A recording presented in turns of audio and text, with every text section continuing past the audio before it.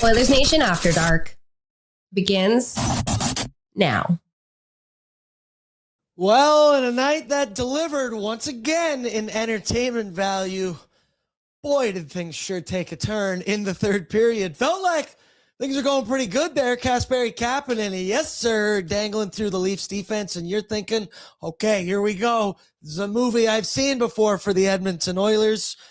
But Pang's life sure comes at you fast sometimes. 2 quick calls, 2 questionable calls at that. The Matt Savoy one, I'm still pissed. I still haven't totally accepted that was a call. But regardless, the Oilers go down on a 5-on-3, allow 2 quick goals in a 30-second span. That's all she wrote tonight for the Edmonton Oilers and the Toronto Maple Leafs. As the Oil, they fall 4-2 to the Maple Leafs at Rogers Place. And Pangs, I'm sad.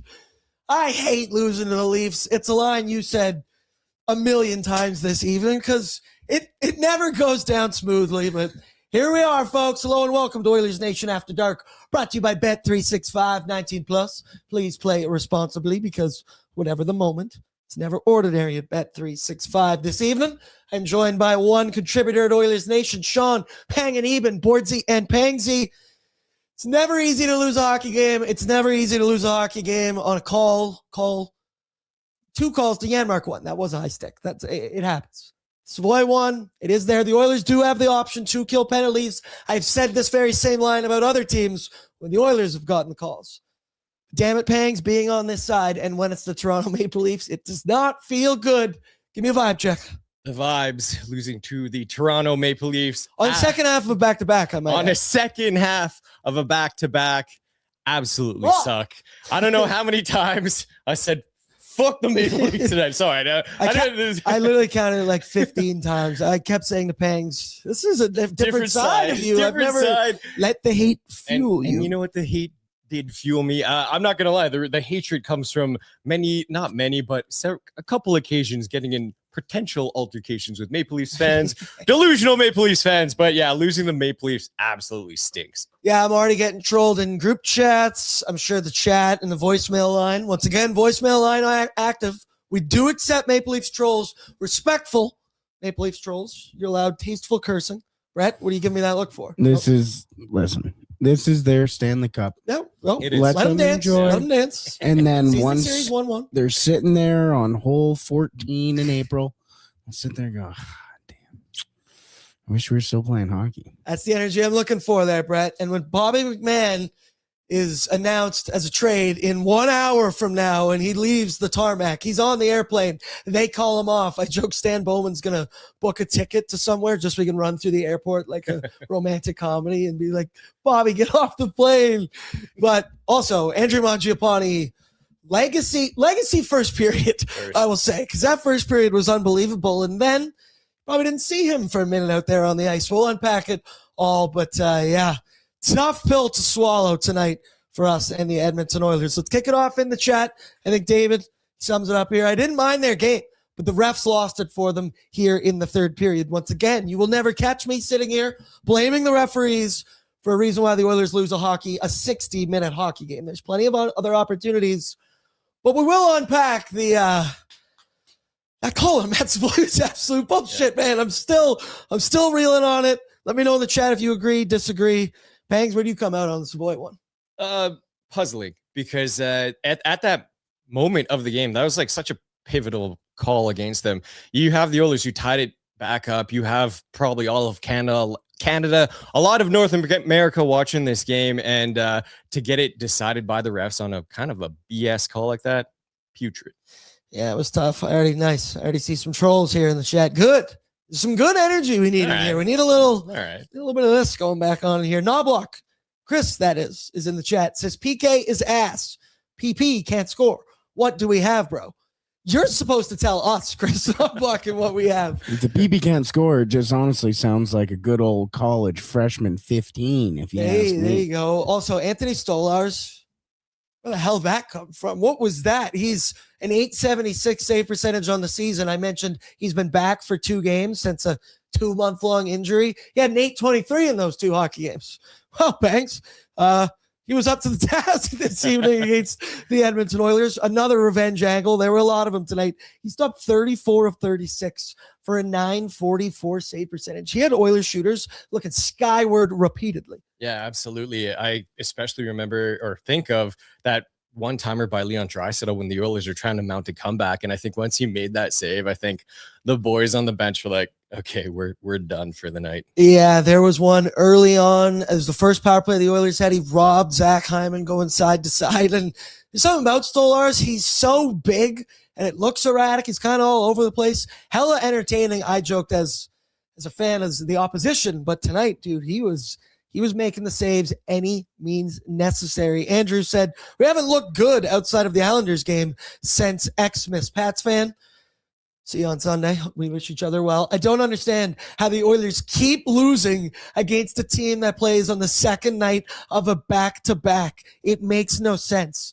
Teams that are beating the Calgary Flames for the majority of this. I believe we said the last 6 games the Oilers have played, 5 of them, the opposition has been on the second half of a back-to-back, and the Oilers, they didn't fumble the month of January by any means, but they did not take advantage of it the way that all season I had penciled it in to be. And then here we go tonight, continuing in on to February. Chemo Man said, oh yeah, another back-to-back team that beats us.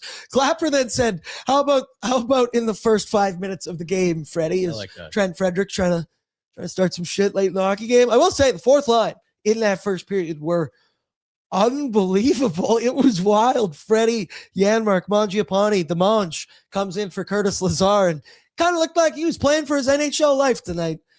And then Chris Knoblauch benched his ass. But Matt the man said, can we get a bank statement on those refs? A little bit questionable. Lance, this is fair. Straight shitty way for that game to end, but we can also kill a penalty.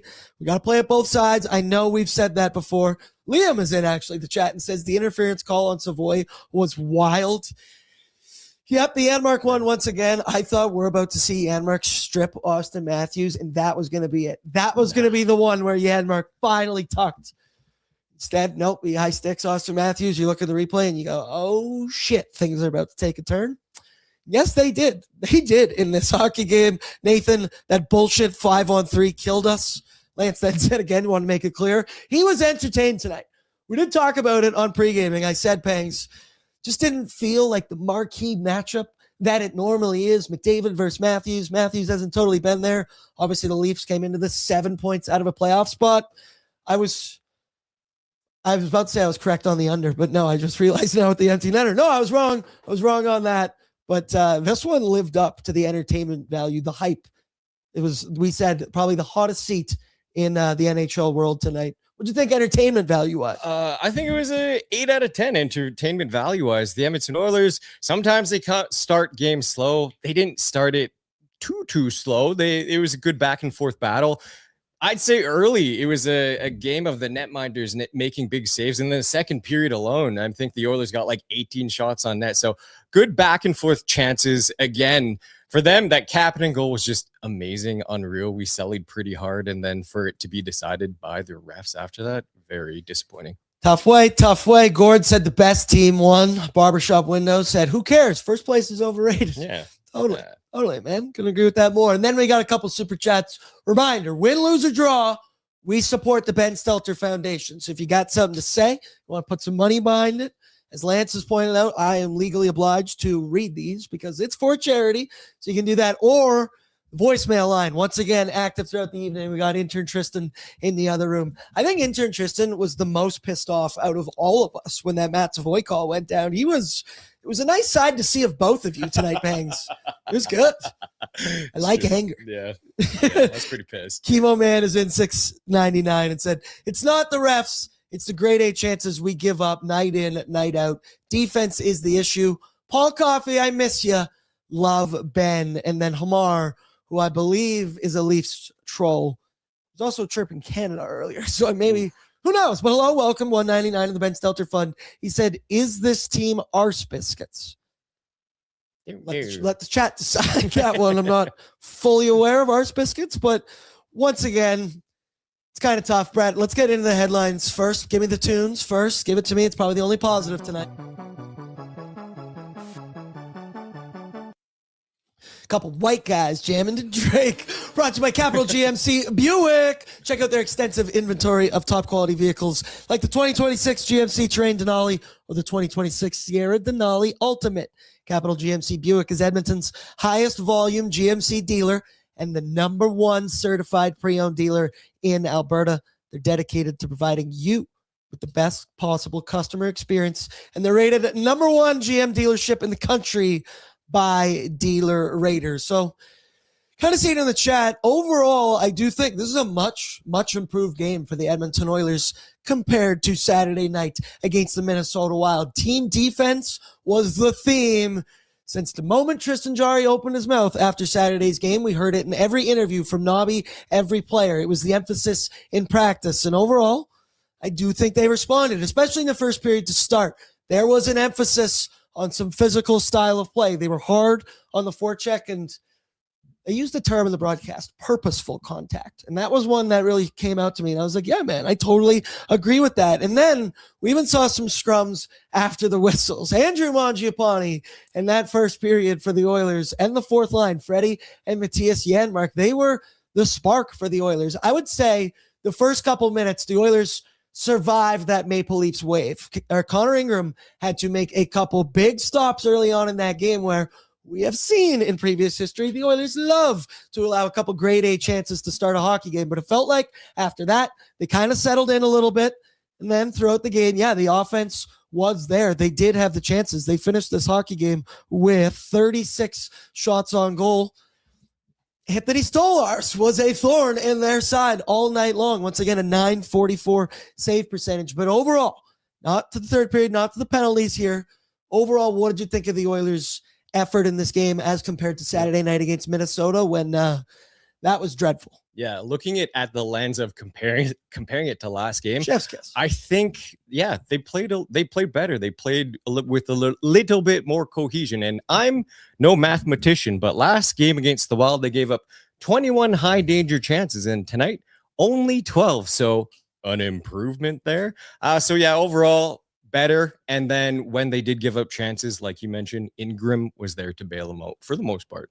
Yep, for the most part. Brett, do we have the first goal, the Matthias Michelli goal? That was the result of, a turnover here from one Andrew Mangiapane. We see it. And Jake Wallman, with the change of all changes, and this is something we've seen recently from Jake Wallman. And here, the 2-on-1 goes down the other way, but Connor Ingram is able to make not one, but two stops.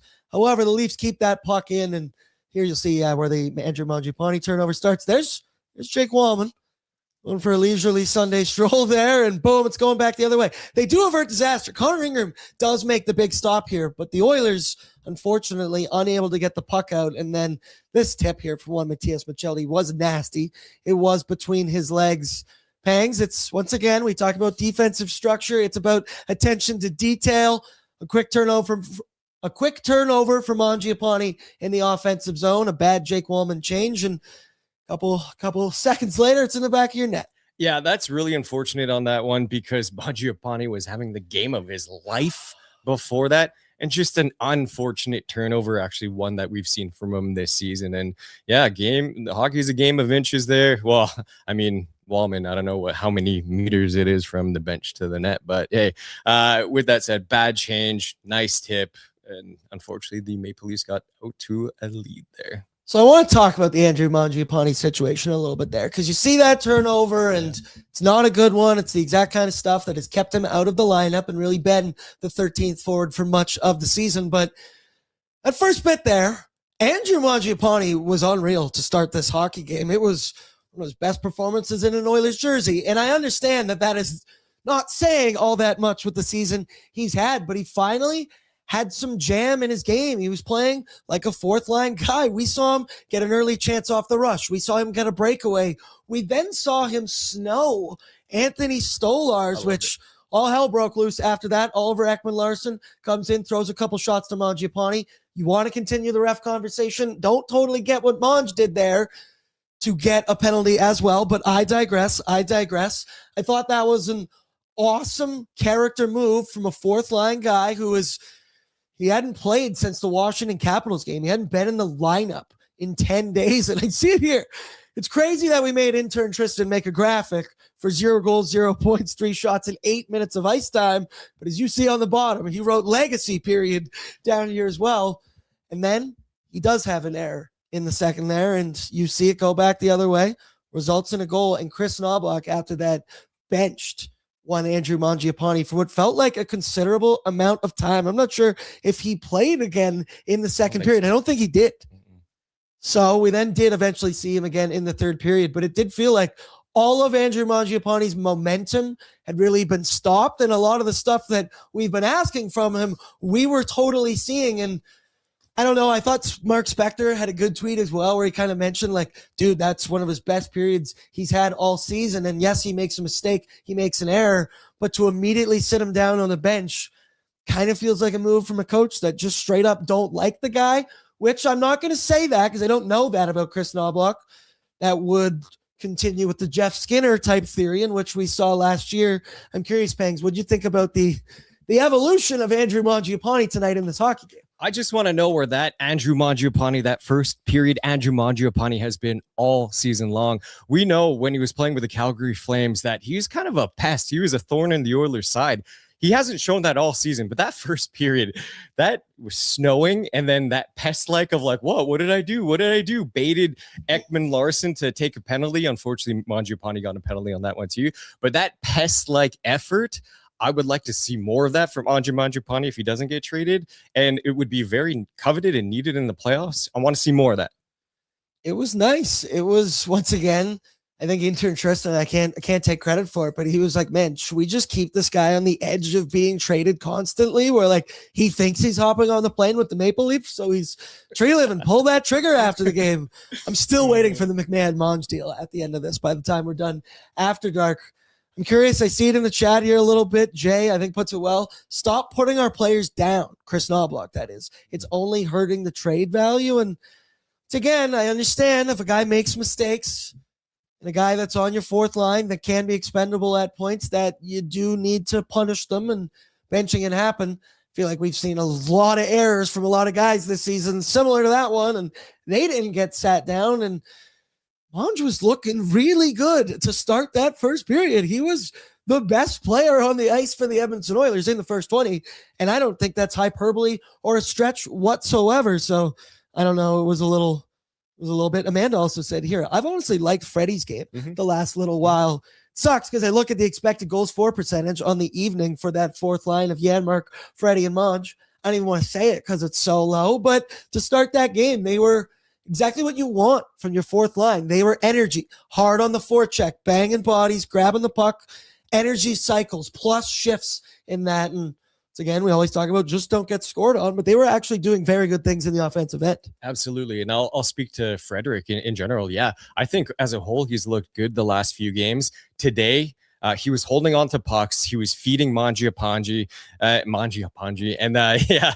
And you know what? I'm taking a look at his high danger chances for 7-4 at 5-on-5 for Frederick. So his game is on the up and up. And yeah, that first period, fourth line, woof. If we could get that, and then that as a playoff line, if they could give that effort, that's a good fourth line. Like what I saw in the offensive zone from Matt Savoy. Josh Szymanski is just continuing to, I'm charmed. I'll say it. I'm charmed by the kid. He's just playing the right way. Once again, he hasn't been given too much here and there, but talk about a spot for the Oilers, a 3C. That's kind of been a revolving door for much of this season. But dude, he's been a plus for the Edmonton Oilers once again. And here you see it, dude. He got a point tonight, his second NHL point back-to-back, that is, if I'm not mistaken, winning the ozone draw, getting it back to one Jake Wallman, who Wallman had a bit of an up-and-down hockey game throughout this one. Obviously, the bad change earlier. He had a terrible giveaway at one point as well. And that one is what you paid Jake the Snake to do right there as he blasted that one home. But I guess this started with Josh Szymanski. Pangs, what have you thought about the 23-year-old here with the Edmonton Oilers? I don't want to give a young guy too much too early, but I'm thoroughly satisfied with what he's brought to the Edmonton Oilers. I'm liking what I'm seeing from Josh Szymanski. Each game, he's gotten better and better and better. What I like, he has size, he's mobile, and he has good defensive awareness. And you know what? a cool thing I think about too is him going to the Olympics with Leon Draisaitl, probably going to take the same plane with him. He's going to probably have a mentor in Draisaitl, and playing against the best in the world in the Olympics. I think that's just going to do wonders for him when he comes back. Yep. Oily Steve Szymanski. He's a beauty. Brett, give it to me. Oh, what a beauty! I thought you were about to ramble on. I thought you were about to go off the rails. I don't have that in here. Matthias Janmark on the Freddie thing said, I'm still a Freddie believer. Yep. Maybe he turns it up in playoffs. We have slowly seen a progression here, some consistency to Trent Frederick. I've been clear that he's penciled into that fourth line role right now for the Oilers, and that's one he's going to have to take advantage of. Own that role, and that is the only way you're going to start to see a little bit of an uptick and maybe some minutes. Maybe eventually, who knows, get promoted to the third. But come on, you're on a Stanley Cup contender, Freddie. He's been doing the right things for the most part, I think, lately. And here's to hoping once again he's a believer. The joke I've made all year is, yeah, I am, because don't really have any other choice in the matter. It's true. Locked in at this one. It's an arranged marriage. We're locked in here. We're locked in. Thank God there's no sponsor. Is that not accurate though? No, it's dead accurate. Hey. Last headline I got for us. I'm just curious what we all think of Connor Ingram tonight in this hockey game. Chat you as well. Play along. Maybe get some voicemails there as well. He stopped 22 of 26 for an 846. I now believe that is his last 4 games in a row have been below 900 in this hockey. Oh, there you see it. Goals saved below expected, minus 0.24 on the evening. I didn't hate Connor Ingram's game by any means. I feel like once again it's been a theme lately. Both Oilers goaltenders are falling victim to the Edmonton Oilers PK. Now it's a 5-on-3. I understand the Leafs power play this season. We saw it earlier on pre-gaming. It's 20-something in the NHL. You give those guys that good of an opportunity, they're going to find a way. It was also wild. I turned to you guys and I went, I've heard this thing that other teams play the PP2. They did as well. Now, I'm not saying like I want 2 minutes of PP1 for the Edmonton Oilers, but yep, things fell off the rails here for both Connor Ingram and the Oilers on the 5-on-3 and the 5-on-4 to end the hockey game. Overall, what'd you think of Connor Ingram this evening? Because I thought he survived a very, very tough early wave early on, the one where we usually see the Oilers go down 3-0. I believe he had a big breakaway stop on future Edmonton Oiler, Bobby McMahon. So they're already getting familiar with one another. And he also had another, once again, they got scored on, but the 2-on-1 where he made not 1, but 2 stops. I do think Connor Ingram was good enough in this hockey game. Just that damn PK right now. Yeah. Bam. Absolutely. I think at 5-on-5, Connor Ingram gave his team a chance to win. He faced 9 high danger shots, made 7 of those, made 7 saves there. And yeah, I think overall, again, he just gave his team a fighting chance. I think on 3 of the goals, like, I don't know, kind of unstoppable with those tips, right? So I can't really blame him on that those. The Michelli ones. tip was nasty. Yeah, I don't want to watch nasty, it again, but that made me want to do this. I tip my this to you. Well, I don't know what that is, but Connor Ingram, the thumbs up or thumbs down. I'm gonna go a thumbs up for Connor Ingram. Yeah, I think I would as well. I'm just seeing here. What's Liam talking about here? He's got to adjust. That's all I'm saying. The Oilers are playing too obvious, and the PK has been terrible. It's been an issue once again. I think overall this season, PK. It's had its ups, it's had its downs. Overall, has been pretty solid for the Oilers. That was a position that over the offseason I was very concerned about for the Oilers. We saw at points, playoffs getting picked apart. We lost Connor Brown, some players there, and for the most part this year it's been solid. And I had made this going into the Washington game. So I think it's from December 23rd to January 24th. The Oilers had the number 1 PK in the NHL. And all of a sudden, it feels like the wheels have just completely fallen off for the Oilers unit. I'm not an X's and O's, guys. I'm not going to be able to tell you what they do to fix that. Where are you at with the PK? Because it's been a significant change as of late. Now that you mentioned the dates on when they were like really good on the PK, I'm actually wondering now, is Adam Henrique that pivotal of a piece on the PK? He played a lot of minutes there. You got the vet. He wins face-off. So I don't know. I think maybe that could be a correlation there too.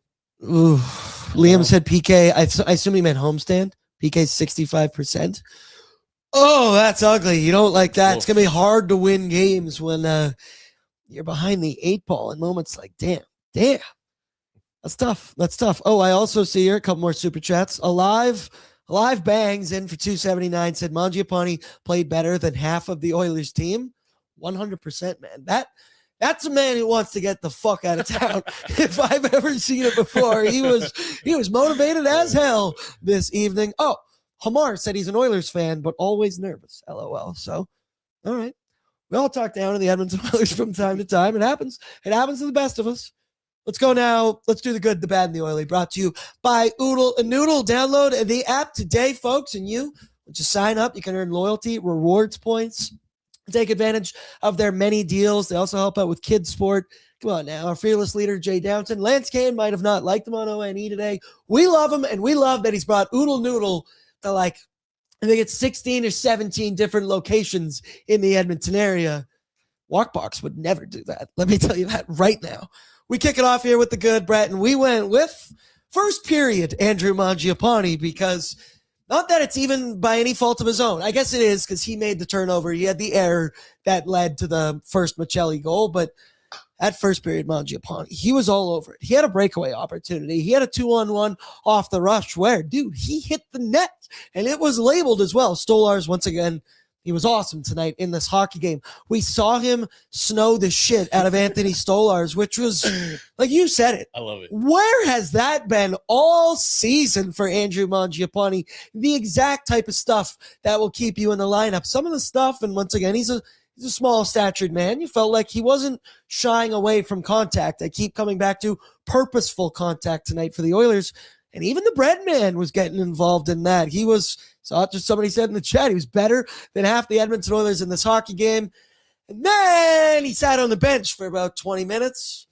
Might have got cold. I don't know. I'm sure there's frustration there as well. I would love to be behind closed doors. I would also love someone in the media to ask Chris Knoblauch. Maybe we can get that for a post-game clip of, hey, brother, what were you thinking there?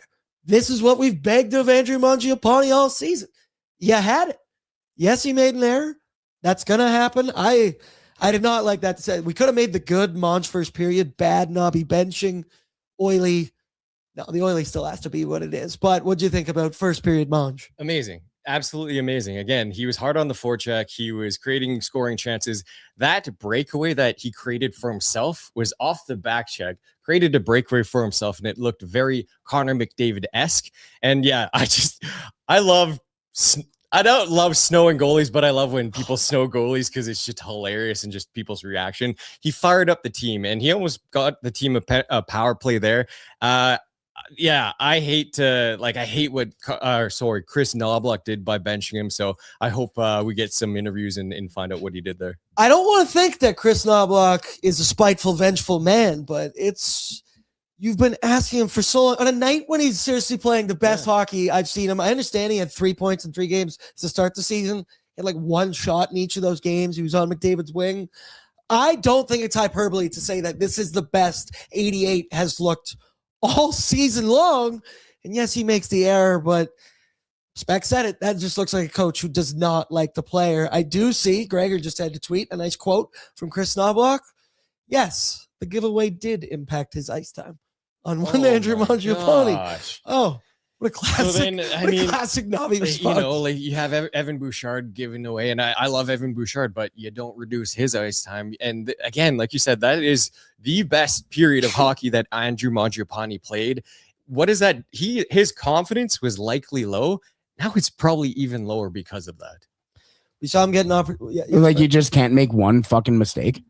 Like that's it is. That was the Jeff Skinner treatment, though. Like that was for a guy who's made a lot of mistakes this year. That's it. After the period that he's had, he makes one mistake where there were numerous guys on that play that contributed to that goal against. And you're gonna sit there and go, "Yeah, sorry, Monge, out of here." That's shitty. I like DJ Tyler Bosencool just texted me. I need you to talk about something on your show. He said, "Hit me, I'm live." So let's hear from the Edmonton Oilers DJ a little bit here. Also, Brad, shocker again. Bose promised me if the Oilers go on a run this year, he'll join pre and post game. He's lied to me every single year, but I keep crawling back. I take him. We all want to hear the Oilers DJ. When he played "I Need a Doctor," after, we'll get into it in the Oily here, but after Darnell did what Darnell did, once again, chef's kiss from our boy Tyler Bosencool. With good comes bad. Hit it for me here, Brett. Pangs, this one's just kind of set up for you here because the bad is losing to the Toronto Maple Leafs. Now, we all hate it. I went on a little rant on pre-gaming that it's not, I don't even think the Maple Leafs crack my top 5 in most hated franchises in the NHL simply based off the fact we only play them twice a year. I hate the Toronto Maple Leafs because of all that surrounds the Leafs. That is the media coverage. The first 20 minutes of SportsCenter are all about the Leafs. That includes Sportsnet Central as well. All your buddy Leafs fans who are insufferable. Nick Alberga, I love you, but you are the perfect encapsulation of what that is. And it just hurts more. I'm sure that I already see trolls in there. Once again, I want to check the voicemail. I put my group chat on mute, so I just don't want to.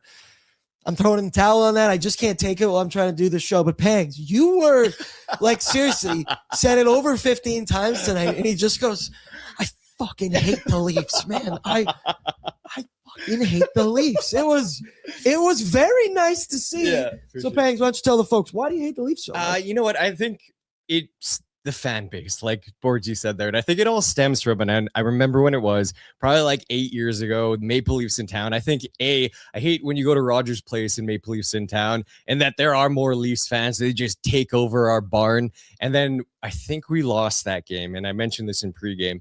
I had my Alish Hemsky jersey on and we're walking on and a Leafs fan said to me, nice jersey, bud. I'm like, yeah, it is a nice jersey. So I think from there, I've just looked at the Maple Leafs with a very negative lens. Yeah. Once again, I wasn't prepared that there was not going to be Jack and Louie tonight. Also, according to producer Brett, I'm not prepared that tomorrow there won't be Jack and Louie. Well, they're in Calgary. So normally you just take the hometown, whatever, which tonight not being them is crazy. I like Cuthbert. I like Craig Simpson. I'm not complaining about their broadcast by any means. I just wasn't prepared for this. Not big on Craig I got to Simpson. go 4 weeks without Jack and Lou. Well, I didn't know. I guess radio, but the reason why I know is because someone started chirping Jack on Twitter, and Jack's like, don't worry, I'll be on Ched for Tuesday and Wednesday. So, yeah, kind of confirmed by Jack. Yeah, there you go. I like it a lot in the chat here, Pangs. You'll appreciate this.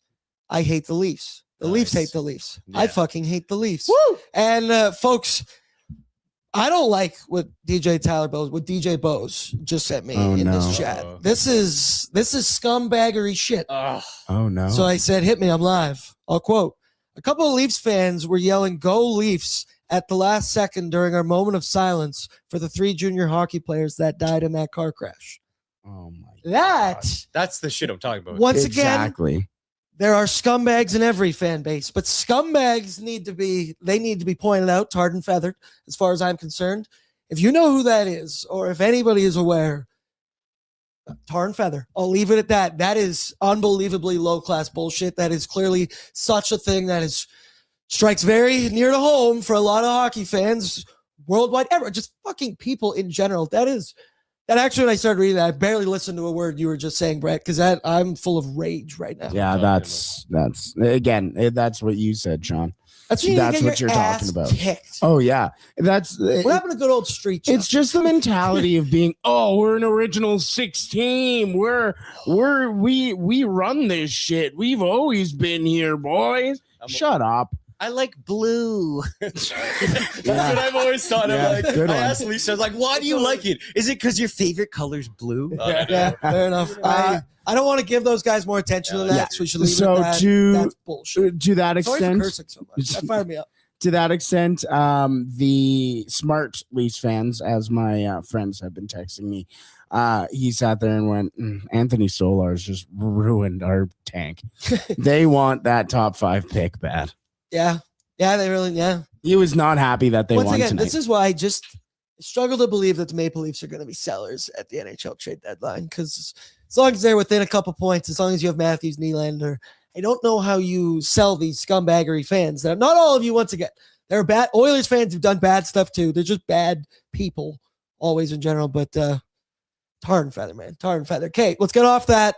Let's now get to the Oilers, because this evening, Darnell Nurse had the moment of all moments for the Edmonton Oilers as he came in flying to defend one Connor McDavid. So we saw it earlier on. McDavid goes up the ice. There's a, I don't even think questionable hit. To be fair with you, I thought it was pretty clean by Brandon Carlo, but it was a Charlie horse area. McDavid goes down. All of Canada holds their collective breath.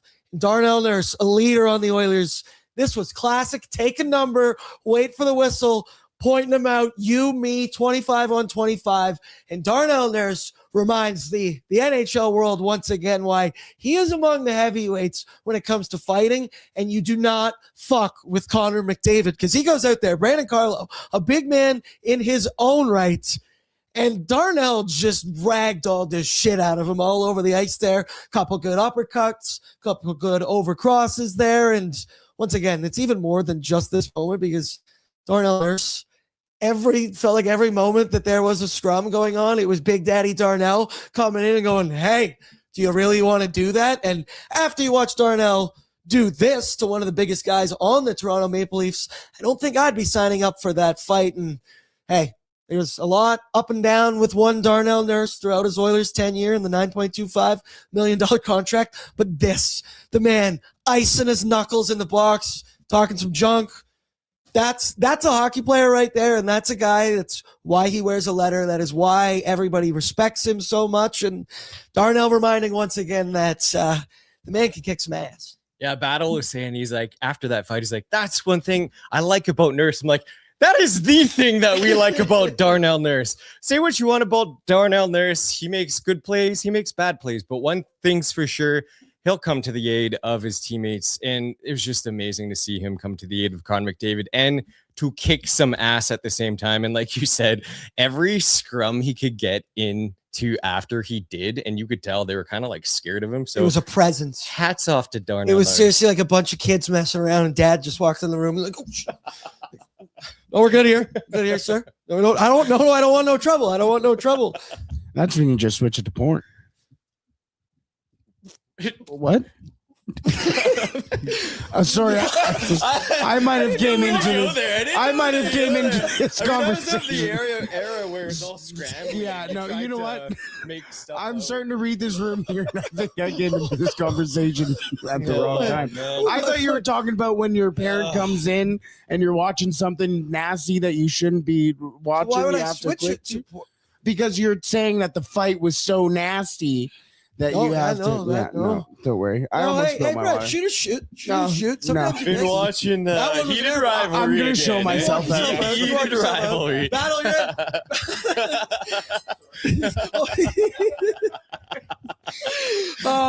to continue along, another thing that, like, obviously, I do think we kind of overskipped it. The bad, Edmonton Oilers PK.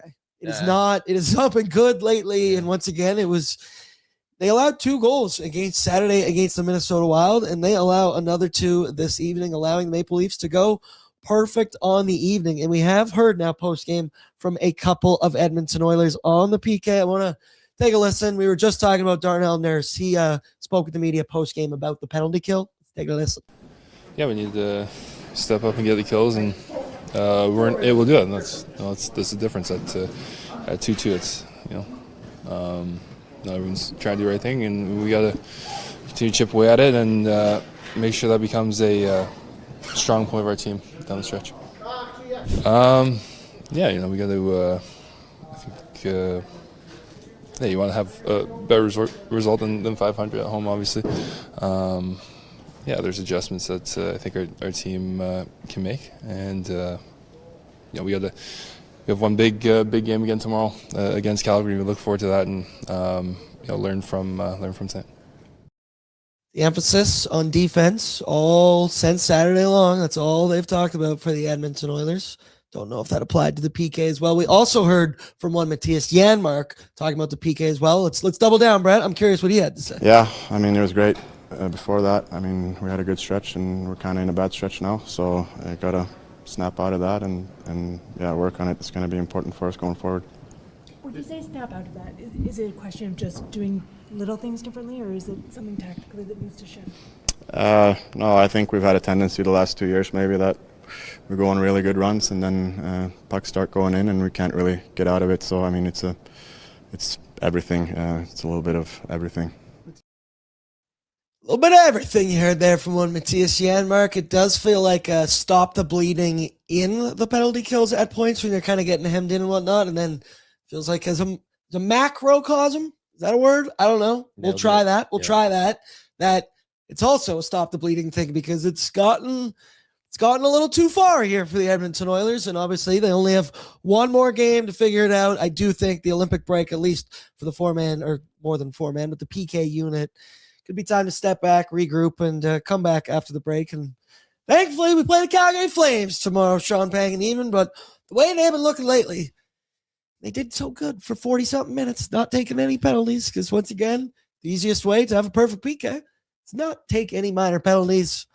But that Matt Savoy one was absolute bullshit. We do also, I guess let's continue on with some of these sounds in the room because penalties, high sticking, that has been a theme as well. And I believe Chris Knoblauch has now spoken post-game, kind of mentioning the need to coach out high sticks for the Edmonton Oilers. Let's take a listen to that one too.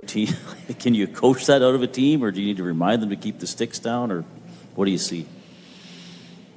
Well, yeah, you absolutely can. And I know if you talk about the infractions in the finals, and if you counted the amount of sticks that hit their face as opposed to their sticks hitting our faces, it wouldn't have been 13-2. It wouldn't have been that off. It would have been very similar. So you got to be careful with those stats. And obviously the high sticking, we got to make sure that we control our sticks, and especially the other night it was penalties in the offensive zone, and tonight in the neutral zone. And overall tonight, only 2 penalties that we take. It's that's usually a pretty good night, but just the timing was tough.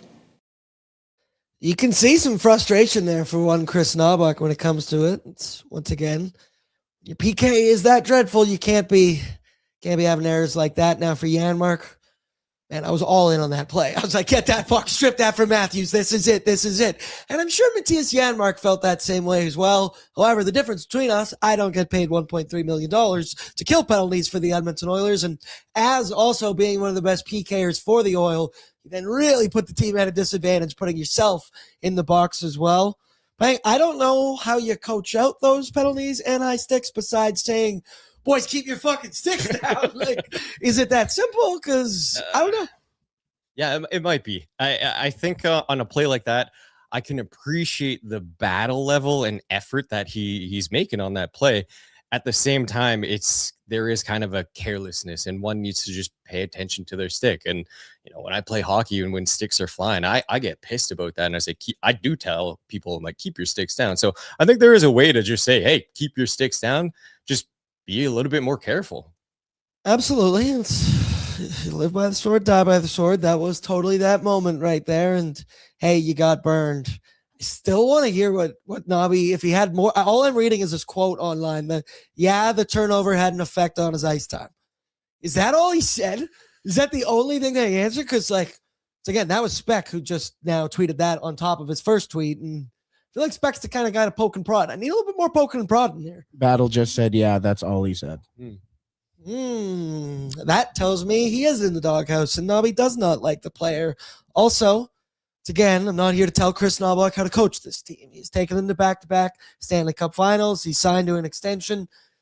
Hashtag in Nobby we trust. But am I crazy to say that kind of, I don't know if the word's immature, but I don't know, man. We ask our players to go up there and answer questions and speak freely, and that's a part of the game. That's a part of the job. Or is that just frustration setting in and he doesn't give a fuck what we have to hear say, which is fair. And hopefully he had that I'm sure he had this conversation with Andrew Mangiapane. I hope, but I would like maybe a little bit more transparency, but also playing devil's advocate. He doesn't owe us anything, Pace. No, absolutely. He doesn't owe us anything, but at the same time, like you said, it's almost like an onus on them to speak the details a little bit there. You know what I think about too? Like, even that response and him not playing Mangiapane after he had an amazing first period. And then I kind of think about that stuff with Derek Ryan, when Derek Ryan's like, the fourth line, the bottom six guys, they need a role. And it's almost, to me, it was kind of like slightly taking a shot at Nobby there too. Oh, Like, yeah. I want to hear what Mangiapane has to say after his time with Edmonton is done. Yeah, Jeff Skinner as well. I'd be very curious. A tell-all of one Jay Skinny. Who knows? It's, once again, I don't know. We're just speculating. We're not in the room. We're not allowed in the Rogers Place dressing rooms for the Edmonton Oilers, but it is definitely something to keep an eye on. And once again, has been a theme in Chris Knoblauch's tenure with the Edmonton Oilers. The only other thing before we move along in the show, I do want to mention, we haven't talked about it yet. Right? Do we have the Kasperi Kapanen goal? Because that was nasty. That was Dirty. that was a thing of absolute beauty. Be a little bit negative. Got to bring it back up here a little bit. Yeah. This play, circling around, Pudsey dropping it to one Kapanen, and he, Brett, I believe your buddy texted Max Domi for Selke after that one. It's quite the effort from him to slightly poke his stick out, but Kapanen with the Chris Berman, what? Taking around one Max Domi, and then, dude, he goes up high on one to Anthony Stolarz there in a night where he was very hard to beat. He got down to the middle of the ice, the dangerous area of the slot, and Kapanen, again, he's been unbelievable ever since he joined the Oilers off the waivers. I thank my lucky stars every single day. He also sometimes, yes, I see it. He looks like one Liam Horban as well. I appreciate that from my boy Kapanen as well. What'd you think about that nasty, nasty goal? Because at this moment, I was ready to live bet the comeback. I was ready oh, here we go again. 4.5 minutes into the third. Oil about to turn it on. The magic is here. And Kasperi Kapanen started the party. Let's go. Absolutely. That play by Podkolzin was like, oh, drive the net, but he drops the Kapanen there. What a nasty deke to snipe it. Kasperi Kapanen, kind of a frustrating season overall because of his injuries, but when he's on the ice, he's playing well, he's making plays, he's sniping, and he's on a 50-point pace in a full season. So hats off to Kasperi Kapanen. Nice goal, and he's having a fine season when he's playing so far this season. Absolutely. Cheeks, we love you. Yes, Brett, do you have something? I was going to say he spoke to the media as well afterwards. Yeah. Well, the reason why I bring that up is because 8-game homestand comes to an end for the Edmonton Oilers. Zero Finnish accent. Well, I bring that up because Battle said that I should mention Cappy had some attitude with the media. Ooh. You can tell he's hurting. So let's take a listen. Let's sass it up here with Kasperi Cheeks clapping him. You guys are hoping to have a better homestand, I'm sure, than 4-4. Disappointing, I guess, to go 500 at home. Pretty big opportunity here. If you say so. Yeah, I feel like we're just always trailing, and we're always trailing by 2-3 goals, and they've scored 4 or 5. So, as a good team, I feel like we can't be doing that moving forward, and that's something that we've addressed. And it doesn't happen overnight. So we're trying, guys. Like we're trying, and we want to be better defensively as well. But that's just the way it went tonight. He does look like there's some frustration there. Also, that first one, is that frustration or is that frustration with spec? I don't know because we've seen the theme from time to time with the Oilers, but you can see there by the rest of his response, though. We're trying, guys. We're trying. We know they are. Just hasn't been that smooth of a season. But then, yeah, you look at it overall, the Oilers, they go 4-4 on this 8-game homestand where we talked about a lot. The month of January as a whole, don't quote me, I think they went 8-5-3. I believe that was the number. Yeah. Brett, do the math on that if I was correct. Ah, damn it. There's only 2 shutout losses. Either way, this was a month that we had circled all season long that this is where the Oilers, we've seen it the past 3 seasons. Hell, dude, we saw a 15-game heater in the month of January once before that the lesser opponents, I mentioned how the Oilers I thought would be favored in most of these games, an 8-game homestand as well. And you sit here only going 500 at the end of it. There's no other way to put it, dude. That's disappointing. Yeah. I'm not mad. No, I am mad. It is disappointing. I think we had it circled. I think they had it circled that January and February, or January was going to be the time where they were going to start stringing a lot of consecutive wins together. And unfortunately, I think it wasn't enough. And especially because they had many teams on the back-to-back. Like they had many teams on a back-to-back, and you got to take an advantage of it. And I think overall, it would be a little bit disappointing. Like you don't even account for that when you look at the Oilers' schedule. That how many of those games? What did I say? I think 5 of their last 6 have been teams on the second half of a back-to-back. They just haven't been able to take advantage. However, I do like the optimism from our boy Bo, because I don't doubt it. He said we're supposed to be a second half team, and once again, it's crazy that. Talk about it all season. There was a big discussion on ONE earlier today that like the Oilers, it feels different this season. It feels like it's been more of a struggle. They haven't been able to win just 3 games in a row, and it took them 50-something games to do that. There has been ups, there has been downs. Bottom 6 just doesn't feel as smooth as other years. But I still do sit here at the end of the day, and it was a nice drunken conversation we had at the JPL with our Flames Nation friends that I asked, hey, give me your honest, real opinion, non-troll opinion on the Oilers. And most of them said, it's been a down season for the Oil. You put it like total, take out overtime shootout losses.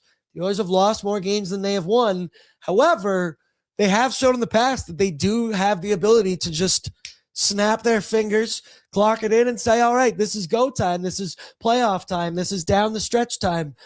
Once again, they kind of have that sentiment in some of their interviews as well. We've heard Ekholm say it. We've heard Dry say it. Like, we know when we need to be playing at our best. And yes, that is a blessing. That is a privilege to be able to do that.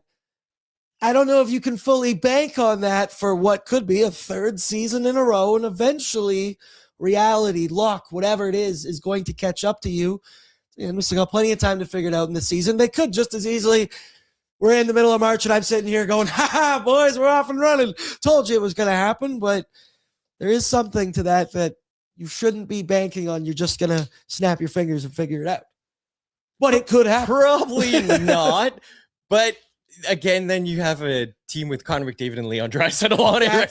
That's every argument the Oilers ends with. Well, you got 97 and 29. So. And there's merit to that too, because though they can turn it on, they could win a game just by those two in itself. And they're an older team. I was going to say wiser, but they're an older team, and they've been to back-to-back Stanley Cup finals. I do think there is a little bit of that mentality of like, hey, we don't need to give it 110% in January because we know we can pick up steam down the stretch. Maybe we don't need to be in first place and then crank it up 110% for the playoffs.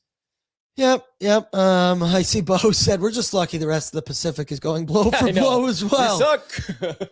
Thank you. Like my lucky stars every single day that we're in the Pacific Division. Lance, as frustrating as it is, the Oilers are 100% switch flippers, and it is what it is. You got to get on board, get left behind. Also, like some positivity from Jay, 10 out of 16 points for, I believe that's what he's going for the 8-game homestand here for the Edmonton Oilers. Nathan said, watch us go 800 after the break. I also, Brett, can you pull up the February schedule here? Because we've seen it before. I don't want to bank on it. You're telling me we're playing the Ducks, the Kings in a back-to-back, and then the Sharks right after the Olympic break?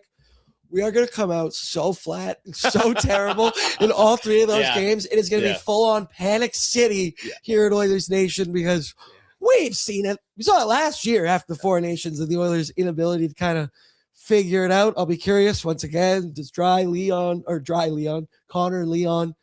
they play it? Is Josh Szymanski going to play in these games? I don't know, but could you? I don't want to be negative Nancy, but I could totally see that happening to start February. I'm not freaking out till March. I just want everybody to adjust their expectations now because expect them to maybe not do very well on those 3 games. Back to back, we're getting. Yeah, you got Connor McDavid. But this year's also been upside down world, so who knows? True. Okay. So who knows? That's very true. Because Connor McDavid is going to be kind of emptying the tank for a bit at the Olympics. Same with Leon Draisaitl. So you got your 2 juggernauts there giving it all.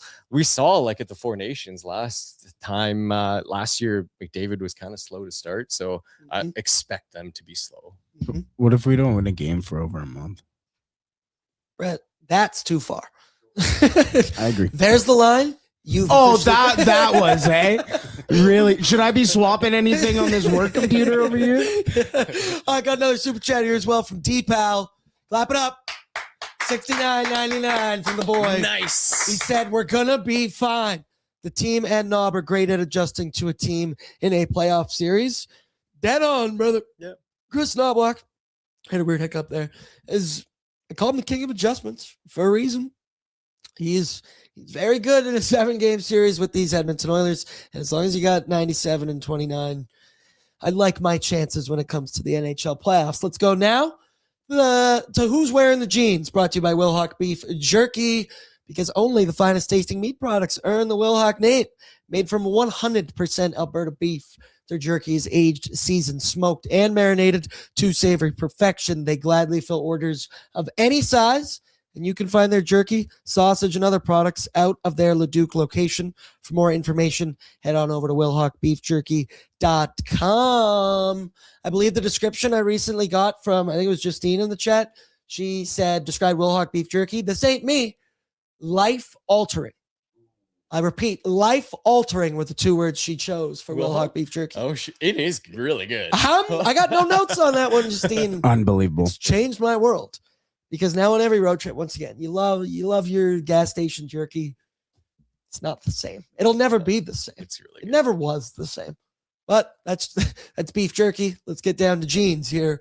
Couple options in this hockey game. Play along in the chat. I'm very curious who you guys think were wearing them. I do think there's an up and down one for one Jake Wallman because he started the game quite brutally. He had one horrible giveaway that I remember. Then obviously we had the bad line change, which inevitably led to the Matias Maccelli. I didn't have my hand like this. That's why I fumbled through that. He had a mistake there. And then we turned to each other and went, he completely redeems himself, blasting one past Anthony Stolarz after Josh Szymanski wins the ozone draw. 21 minutes, 34 seconds for Wallman. I mean, at the end of the day, he breaks even, I guess, in my books there. He finished, he broke even. He had 4 shots, 1 block, 1 hit. I'll let you go, and then I have another bonus one that doesn't entirely involve what happened on the ice tonight, but someone wearing the jeans, kind of.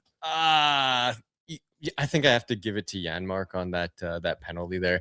I respect the hustle. I respect the battle that he had trying to get that puck, and I actually thought he's going to win it and score, and we're going to celebrate, but just the carelessness of the stick, I have to give it to Janmark. Brett, what do you got for jeans? Who's wearing them?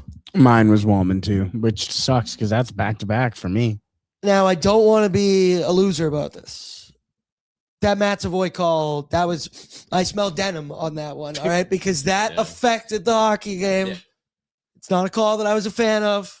It is what it is. We've already made our point about it. I don't want to come across like I'm sitting here bitching about the Zebras. Lance, fantastic point here for the jeans. Mangiapane got handed the jeans by one Chris Knoblauch. Yeah, Nobby fully made the decision tonight. Monge was wearing, what's the opposite of jeans? Assless chaps. Monge was wearing assless chaps in the first period for the Edmonton Oilers, and then Nobby didn't like it. Didn't like how he felt about it. Honestly, Chris Knoblauch might be my Chris Knoblauch can wear the jeans. There's some people in the chat saying David here, Nobby gets the jeans. And I think that is a totally fair one to give out because, once again, that was a questionable decision to make there with one Andrew Mangiapane. I really hate that post-game not answering. Once again, doesn't owe me anything, but I'm here to speak my opinion. Clapper also said jeans, Leafs fans, and the ref show. No, you do owe me something. You have been shit on this homestand.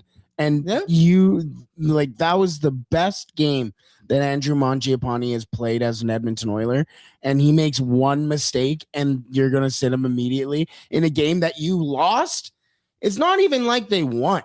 They lost this game because they weren't able to draw up any more energy after Andrew Mangiapane sat on the bench because Chris Knoblauch had too much of an ego issue tonight because he had one fuck up tonight, and he is immediately benched. And I don't even go further than that. It was a compounded fuck up by Jake Wallman, then going for a horrible change and a fuck up that Connor Ingram then does bail them out, making both of the saves there, and then the puck continues to be in the zone. Mistakes are going to happen, and I just feel like Nobby actively went out of his way to stifle the best player on the Edmonton Oilers in the first 20 minutes, and then you're right, Brett, you're sitting there the rest of the game trying to find some.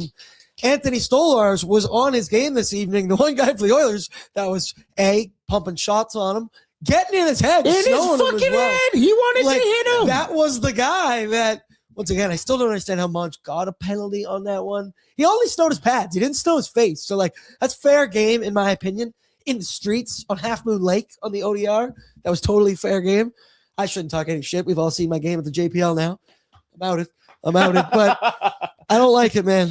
I don't like it. I'll give Noah a shout out. He said, Bordsy and the rest of the Oilers Nation crew won't ever wear the jeans. That's not accurate.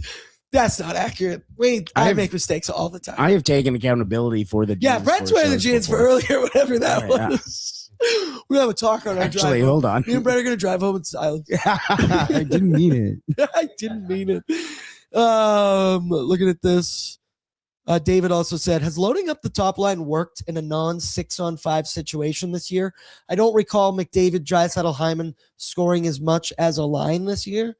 That would be interesting to take a deep dive for. If you want to do an Oilers Nation article, there you go. You got an idea there. Maybe, that's true. Maybe put on your detective hat, get your Sherlock Holmes out. And David, that doesn't sound crazy to me, but I don't have the numbers in front of me. But you're right. They do all seem to come at the end of the hockey game when we need ice and veins, clutch moments, and Evan Bouchard comes to town. Bangs is so mad that you just gave him work to do, and Zach's going to sit there and go, actually, yeah, let's do that. Bangs is like, great. yeah, no, yeah, I'll do it. Yeah. That's fun. Colton here, continuing on with Chris Knoblauch. Fair point. Let it out. Once again, the voicemail line active right now. So if you want to get in any thoughts here that maybe we stirred something up about one Chris Knoblauch, the PK, who knows, let it rip. But he said everyone loves Nobby. Couple of thoughts. Don't great coaches find a way to get the most out of their players? He's proven he's been unable to with several players. Totally. Once again, you do take along. There's been progression in Vasily Podkolzin's game. We've seen Kapanen do that, but I don't know if it is that simple as to just say it's ego, and that if there's something Nobby doesn't like about the guy, his play style, something that he's not willing to budge and meet him in the middle, and he's just going to say, I'm so stubborn, and until you fix that mistake or that error that you kind of have, you are simply not getting in there. Maybe there's not enough give and take, which is something that Derek Ryan did recently mention. And once again, we all do have eyes. We have seen the affinity, the affection for Chris Knoblauch in crunch time, in the moments. I always make the joke, break glass in case of emergency.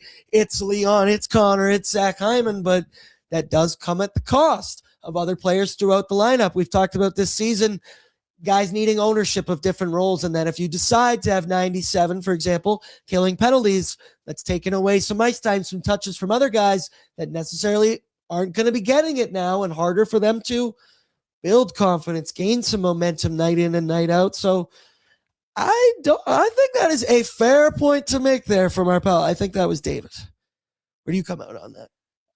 It's kind of interesting as you're going there. I'm just thinking, I'm like, you mentioned pods excelling, and then I think about like it's the top 6 guys that are excelling, right? And then like Jack Roslovic, when he had his best stretch of the season, he was in the top 6, and he's gone cold since getting in the bottom 6. So I think more about that Derek Ryan quote of like, guys on the bottom 6 kind of get lost because, hey, it came from Derek Ryan, who played for the Oilers, who was in that locker room. They need a role. Also, shout out Liam Horban. Here's the numbers for you. Yeah. David Dry Hyman are 6 goals for, 6 goals against this season at 5v5. So did my homework for me. The going nuclear option hasn't provided the results that I think the Edmonton Oilers and Chris Knoblauch would hope. And then Lance Kane, another good point. Lance on fire. He said, I think some appreciate his coaching style and others don't. Yeah, the guys in the top 6 that get to play with Connor and Leon and get to benefit off of that. And once again, we've seen it. The negative connotation of depth scoring has surrounded the Edmonton Oilers. That's also a thing that's surrounded multiple coaches for the Edmonton Oilers. So it's an interesting conversation. I'm happy to have on ONAD. Something tells me we're going to be having that tomorrow on Oilers Nation every day, where I do believe you're getting Liam in the big chair, Bordsy in the Liam chair. And I know we're going to have Nick Alberga joining as well. He's going to join us at 12:30. He also tweeted me and said, you need a guest, ? With a little face like that. I can only take so much Nick Alberga at one point, especially after a Maple Leafs win. I'm allowed to say this. I did a show for 2 years. We're boys. But yeah, that should get spicy tomorrow on ONE, 12:01 Mountain Standard Time. Let's go now. Yeah, let's do it. Boardsy's Bankroll brought to you by Bet365. 19 plus. Please play responsibly, because whatever the moment, it's never ordinary at Bet365. Download the app today. Use the promo code NATION, NATION, when signing up. Come on now. You could be losing by 1 on Boardsy's Bankroll, just like me, again this evening. Pull it up for me, Bert. Zach Hyman, 3+ shots is the one that does me dirty in this, -180. I keep going back to the well. He hit this in 10 straight hockey games. He's now missed it in 3 consecutive, in which I believe, what did he finish with this evening? I want to say that he only had 1. So he didn't even come close in this hockey game. So that's a swing and a miss from the boards, man. Jake Wallman just needed 2. Should have brought that one up as he finished with 4 shots on goal on the evening. And then Jack Roslovic, he finished with a simple 2 as well. And I think is now 5 out of his last 6 games. He's hit that one as well. Lance Kane, that hurts. That hurts a little bit as well. Jay said I was 0-3. Liam also said he's contacted us via email. Oh, it's coming. Oh, I'm excited for that. I'm excited to see some of that. Oh, it's part of his Oh, yep.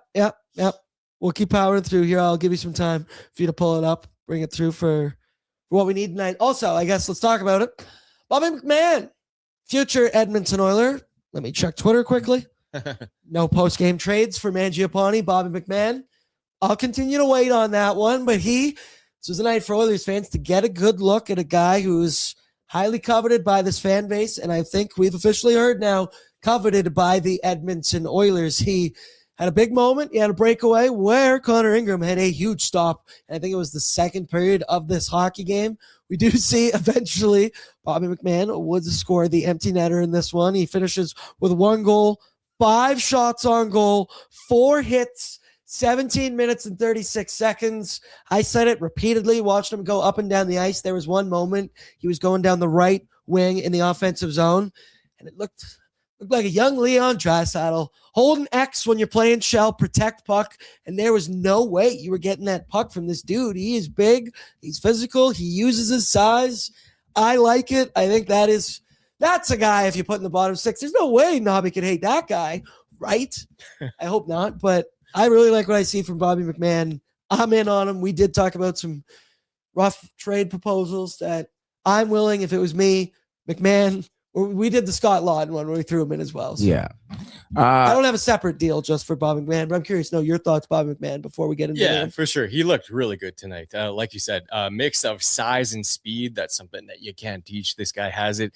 And what we said before, he's 4th in the league in top speed. And we saw that tonight. That didn't score on the breakaway. Kudos to Connor Ingram. But if he did play on that third line, I feel he could be a driver of the third line and give some oomph to that third line. So, yeah, I liked what I saw tonight. It was good. It was good. And now Liam Horban wanted to get his jeans in. Want to get it in this evening now. Brett, we got a lovely photo here of one.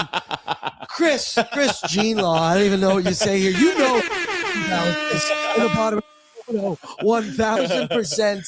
The dress shirt tucked into the jeans with the basic gray tie. That's good. That's a fit I could see Nobby rocking night in, night out. Once again, the suit game's pretty good for our pal Chris Knoblauch, but thoroughly, man, tucked in jeans tonight for Chris Knoblauch. I'm surprised he's not wearing a full Canadian tuxedo on a night like this. With jacket as well. Do you think those things are starched or what? Oh, of course they are. Yeah, nice. Those things. Once again, New Balances for sure. Yeah. It's got a high socks tighty underneath. whities. They're crunchy. Tighty whities for What else? Tell me more about these jeans. Lance Kane said, I'm pretty sure that guy sold me insurance. Liam, it's a cake. That's in the chat. Unbelievable. Yeah, Nobby. I think it's a fair. Once again, you could maybe Photoshop whatever referee made that call for Matt Savoy. I would allow him to be put in jeans as well this evening, but Nobby, tough one. Let's go now. Let's hear from the folks, Bert. I'm very curious. Some sounds in the room brought to you by Dog Patch. Come on, we're gonna be there throughout the season. Come on down. Haven't been there in a minute. We're not gonna be there over the Olympic break for obviously any pre-post games, but I highly recommend you head up. You got time on the weekend. It is an unbelievable. We got great weather right now in Edmonton. It's like plus temperature. Get out, maybe early on the weekday. I highly recommend brunch on a Saturday, Sunday. Goes until 4 p.m. Dude, it's beautiful. Go for a walk in the River Valley. Come on now. It's good stuff, Dog Patch. We're blessed to have them underneath our office every single day, and I appreciate them and my 50% staff discount. Yeah. Brett, what do we got for voicemails, my brother? We got 4 voicemails this evening. A couple of recognizable names, I guess you could say. One anonymous. and one from a first-time caller named Nick. Let's listen to Nick. Well, Stolarz goalied us. Our penalty kill sank us again. Still a cup year. If this game proved anything, I want McMahon in an Oilers jersey. Let's go, boys. On to the next one. Fair enough. If there's one takeaway that I'm, again, later down the road, I saw somebody on Reddit. You know me, I'm always perusing Reddit throughout the game. And some guy was like, I know that they're going to keep building it up like this is, a heavyweight fight between the Oilers and Leafs. This is the last game for the Leafs before the Olympic break and the second last for the Oilers. Like, at the end of the day, it is just one game, but it means more when it's the Toronto Maple Leafs. And he's totally right. But I don't think we've given enough justice tonight. Anthony Stolarz was unbelievable in this hockey game. He made some 10-bell saves repeatedly throughout it. And I said, it doesn't look the prettiest for one Anthony Stolarz. And revenge game, I should have known that this was going to happen tonight, especially after his 2 games back from injury have been so bad. But I'm just trying to look through it here as well. He finished only 0.73 goals saved above expected. Check your numbers, moneypuck.com. I don't agree with that. Also, when you said it was a Nick voicemail, I was like, if this is Alberga, I'm going yeah, I actually get physical. I didn't even think about that. Next up is coming from an anonymous caller. My question is, at what point is this just a coaching issue? We see very, very consistently that we panic and break the glass in case of emergency and start rolling Draisaitl, McDavid, and Hyman and continually not get anything out of our bottom 6. And everyone keeps talking about roster construction, but at what point is this just a fucking coaching issue? We've seen him get out coached in back-to-back Stanley Cup finals. And for the better part of this season, we've seen him get out coached with the way he uses bottom 6. So my question is, at what point is this just a coaching issue? I think we're getting to that point. I think we're definitely, once again, it's classic Oiler fans. Chris Knoblauch, he's not going anywhere. The man just signed an extension. That's a pretty good vote of confidence from the Oilers leadership group that they believe in one Chris Knoblauch and that maybe it isn't a coaching problem, but you'd be blind to not see that this year, and it's been clunky. We've heard the new system changes here and there. Chris Knoblauch, we know, brought in a different staff this season as well. So there's been no Paul Coffey. There are no Dustin Schwartz. You mean it wasn't Schwartzy all along? Damn it. Would have been that simple. But once again, you felt the noise. You felt the chatter pick up a little bit here when it comes to the Edmonton Oilers and their coaching staff. And once again, it's tough because when the going gets tough, Nobby's first move, yep, I'm going nuclear and whatnot. And maybe his biggest detriment is that it does work pretty consistently in that you do have some superstars on the Oilers roster that can cover up for a lot of deficiencies and that, I understand why you continue to go back to 97 and 29. I've been a firm believer always, but maybe I'm too simple. I'm not also an NHL head coach that, hey man, I want to put out my best foot forward. And that if that means increased minutes for 97 and 29, they're in the prime of their career and they are athletes who are paid millions of dollars, the most, to do exactly that thing. But you'd be blind to not see that it's coming at a detriment to the rest of the roster. And now there's some validity to some former Oilers and their statements and when they come out about one Chris Knoblauch.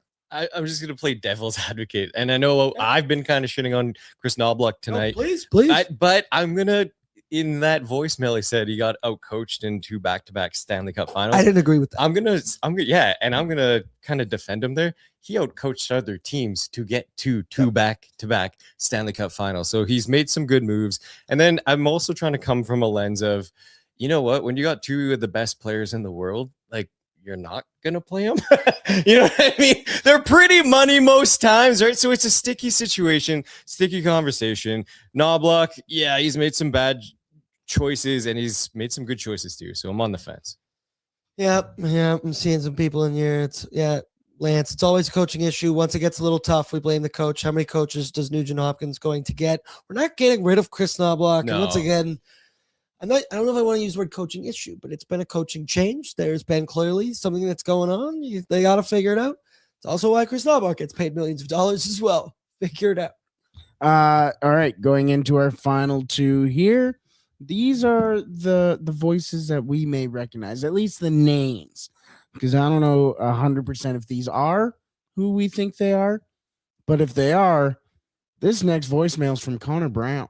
Hey, it's Connor Brown. I'm not the real Connor Brown. I just play him in the chat. There is a lot of doom and gloom in the chat today, so we need an injection of optimism. The Oilers looked like the better team for much, not all but much, of that game. So let's be more optimistic. Sunny ways. That game should have been a win, but Anthony stole ours. Get it? See y'all tomorrow.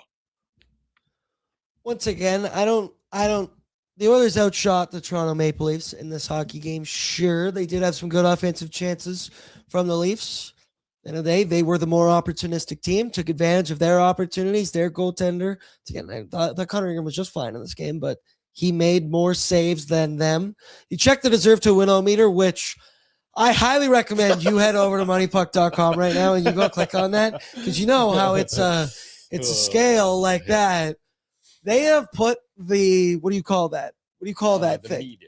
The meter. They have put the meter right in on Craig Berube's forehead as he is like transparent-y behind it. It is an unbelievable touch. However, it is 66.5% in favor of the Toronto Maple Leafs at the end of the day.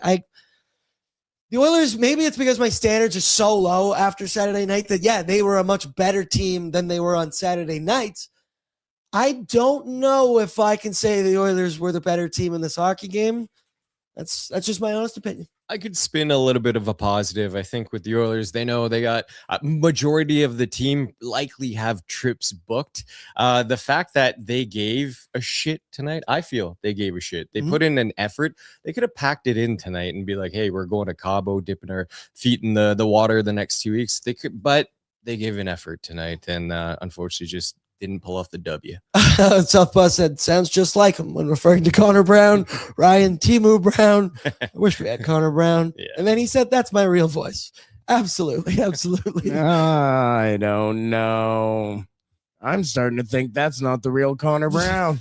Don't say stuff like that. I don't know. Say stuff. Alrighty, and our final voicemail tonight comes from Liam. Yeah. People are going to talk about the referees, but the Oilers did not deserve to win this game. The defense is terrible. Knoblauch himself has admitted that by saying he's going to change the defensive structure 57 games into the season after the Olympic break. The penalty killing is terrible, and they didn't generate enough chances to win. And the only chances they ever generated is coming from one line. So I don't know how you expect to have a winning team with terrible defense, bad penalty killing, and one forward line. It doesn't make any sense. They deserve to lose tonight. Things need to change. The coach needs to wake up and figure out how to get anything out of the bottom three lines on the team, because you're not going to win the playoffs by having a one-line team. Knoblauch needs to wake up. That's where this loss for me. Yeah, it does feel like it's a little bit of look in the mirror time maybe for the Edmonton Oilers. So again, you got one more break or one more game before the Olympic break. Just get me 2 points tomorrow so that we don't have to talk about back-to-back losses. And that's how the Oilers went into a 3-week Olympic break. And we still got to do O&E over the next couple of weeks, Oilers. So let's pick it up tomorrow. I'll take another defenseman hat trick, please, and thank you. That really got the mood going. Yeah, Liam Robin really changed his accent. Yeah. That was crazy. I saw a lot of people in here. And once again, I read in the chat from intern Tristan that said Liam totally thought that was going to be horrible. Me too. That was a curveball. That was a knuckleball. Yeah. That came at me. I was like, whoa. I kept it late to make sure that, you know what, maybe it is. And if it is, I think I should. Amanda said that's a far less English Liam than I was expecting. I don't know about that. Liam sounds different. I'm just picturing Liam's face with this voice and I'm dying. Liam, that's a horrible Canadian accent. And then Lance Kane did say, "Damn, we took this loss hard tonight, Lance." What happens when you lose to the Toronto Maple Leafs? Once again, it's nothing new here on Oilers Nation After Dark. That's why the show exists. We talk it out, unlicensed therapy. Let's get it out. Bing, bang, boom. We got to be back at it less than 24 hours from now, taking on the Calgary Flames at the Saddle Dome. I've never been to the Saddle Dome. Have you guys? No. Really? I have never been. No. Oh, I've been quite a few times, and it sucks. Yeah, it sucks. That's why I haven't gone. It's like it's kind of like Commonwealth indoors. Like if That sounds awful. Yeah, if I'm talking about like the what's it called? The concourse, it's like a CFL stadium inside. It sucks. I've only had one like real positive experience at the Saddle Dome. Sucks. Can't say I've had any. Yeah. I went to the Stampede once outside of it. That was a good time. Shout out Ice Cube. Bo said a little bit of positivity, or not positivity, sorry, but to kind of counter back to Lance here. It's not just this loss. This is compounding from a few games now. Yeah. Yep. It has been. But all right, that'll do it for us. Also, Liam's in here. He said, is it cake or is it meat? That one made me giggle. That's a good way. Wait, Brett, we're good on voicemails now? That's all. And that's it. And that's all, folks. So as I mentioned earlier, Oilers Nation every day. Our pal Tyler Remchuk is going away for the weekend, heading out to beautiful Phoenix, Arizona, Scottsdale for the Waste Management Open. Nice. I did this trip last year for a bachelor party. It was a double bachelor party. I saw you in the airport on my way out there, and you never thought to tell me that you were also going to the same place I was. It was a weird one from Pangs there. That was a little bit of a shock in the airport at 5 a.m. Being like, we're going to the same place. You didn't think to tell me that? All right, man, cool, whatever. But so Ty's gonna be gone, but we're still gonna have ONE going for the rest of the week. It's me and Liam tomorrow and Thursday. Friday, we're getting Menzies to join Liam in the big chair. Shout out Patrick Puff. That's the big chair. That's why I should refer to that. Producing chair is the big chair. And Pat Puff is going to get in that chair and help us out with ONE tomorrow. I believe we're going to have Jeff Merrick to start, Nick Alberga halfway through. And then we'll preview and talk about the Calgary Lames. Brett, did you just cut it off? Yeah, Can I do a little plug? I'm curious if that mic caught Brett's hilarious fart. I needed a little plug there. Yeah, go ahead.